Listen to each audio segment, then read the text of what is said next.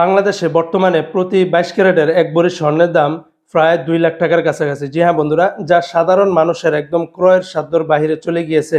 আপনি যদি বিবাহ শাদীতে 2-3 ভরি স্বর্ণ যদি দেওয়ার কথা চিন্তা করেন, তাহলে মানে কি বলবো, এটা সবার পক্ষে বর্তমানে সম্ভব না।